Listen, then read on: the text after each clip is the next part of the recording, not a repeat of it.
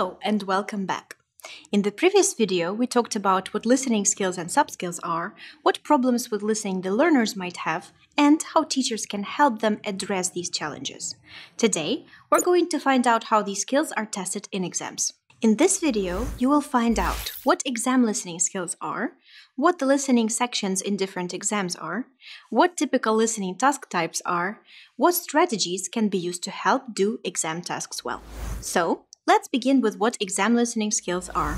First of all, they are a specific part of general listening skills, but they are also connected with performing well in exam listening tasks. Not only do the test takers have to deal with listening well, but they should know what exam task types are and what strategies can help them complete the tasks successfully. Before starting exam preparation for the listening section, it's vitally important to explain the test format to your learners.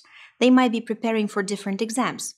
Each exam has its own structure and peculiarities. With exam listening skills, knowing the exam format and what tasks you're dealing with is crucial.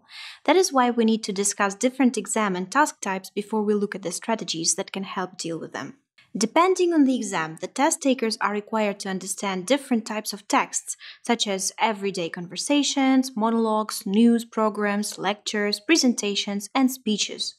They might be able to listen once or twice, and the listening sections last anywhere from 30 to 55 minutes. Let's move on to our next question. What are the exam task types?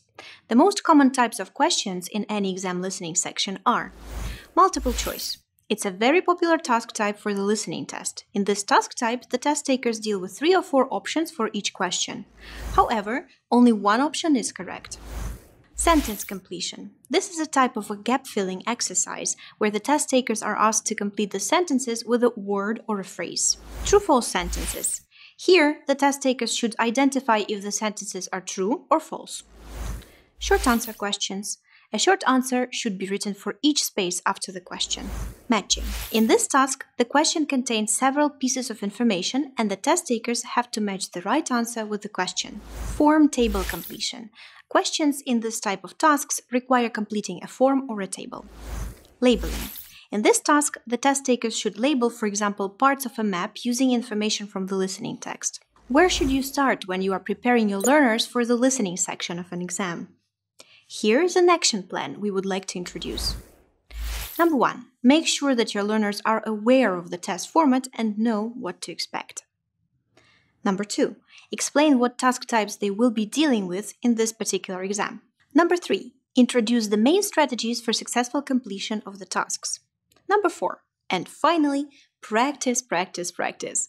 The more your learners practice completing listening tests, the better they will be able to deal with any types of tasks in the exam. We have discussed the action plan, a starting point for the exam preparation. Now, let's have a look at the strategies that can be used by test takers when dealing with a listening test. The strategies can be grouped like this: before listening strategies, while listening strategies, and after listening strategies. Here are the strategies you can equip your learners with. Before listening strategies. Read the instructions very carefully, then identify the situation.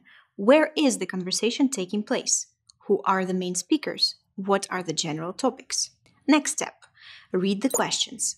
Underline important information and keywords. Usually they are nouns and verbs. Think of synonyms for the keywords as the speaker may not use the same word from the question in the listening text.